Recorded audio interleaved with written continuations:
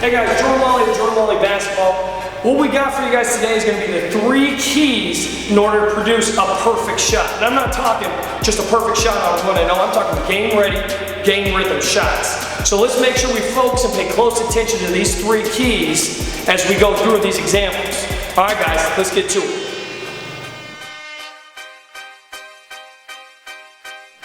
All right guys, now we're getting into it. We got step number 1 in order to create a perfect shot. Okay, the perfect shot is all predicated off of our preparation.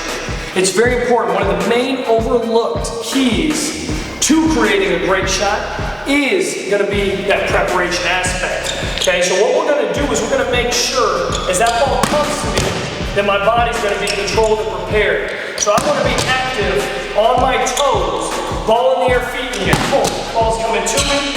I make sure that I pull. Feet are in the air, and my body is controlled. Feet shoulder width apart, active on my toes, forward in my stance. What makes the great shooters out there like Steph Curry, Ray Allen, is their ability to catch and be ready to go into their shot. That preparation. Ray Allen is so dynamic and explosive, even at his age now, of going into a shot because he's always prepared no matter where he is on the court. Body's low, core tight, active on his toes. He catches that rock, and he's right up into a shot. Active and nice control. Okay? Step 1, guys, that preparation and body control as soon as that ball comes to us.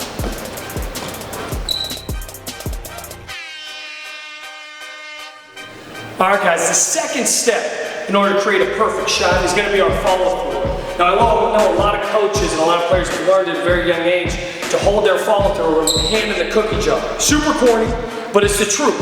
Okay, we got to be really direct when the ball comes off of our hands. We can't have a wrist that is too soft or too loose that's able to break left and right. So what I make sure to teach all my guys is have a direct wrist snap, okay, and finish with our hand hanging in the middle of their rim. So what we want to do is we want to make sure we go into our shot and everything is finished nice and concise, controlled. Make sure that ball rolls off those fingertips, directing it to the middle of the rim. Okay, and really make sure, guys, that we focus on the little details of our shot. We don't want to have any differences or variances of that shot. I don't want to break my wrist to the right, left, okay, leave it up and extend it. We want to make sure that we produce the same thing over and over again. That way it translates to a consistent and controlled, perfect shot when we get into the game. All right, guys, step 2.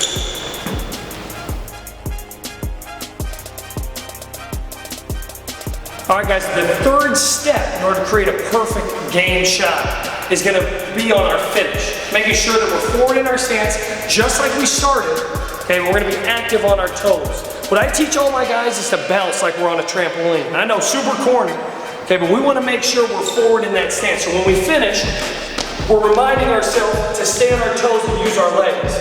One of the biggest factors as to why a lot of kids, a lot of hoopers out there miss their shots is because it's flat. Okay, they'll pull it short, or they end up firing a very flat shot because they land back on their heels and forcing that shot to be all with their arms. It's very, very important, guys. Listen to me. It's very important that we work on staying on our toes. So when we get into that shot and go into our finish, we remind ourselves forward in our stance. Be active, use those legs so that way we can produce a deep shot. Get so much more power when we utilize these bad boys. Okay? 2 bounces after every shot when you guys are practicing. Try practicing 2 bounces after every shot. Release, hold. 2 bounces just to remind yourself forward and active on those toes. All right, guys, we went through step 1, okay, which is going to be preparation and ball control. Step 2, which is our finish and our release. Making sure we have that nice direct wrist snap going into our finish. And the third one is our finish after the shot. Forward in our stance, active on our toes, making sure we utilize those legs going into our shot. Okay, now we're going to go through a couple examples of me going through the drills, going through some shooting drills, so that way you guys can see it in action and learn how to have a perfect shot.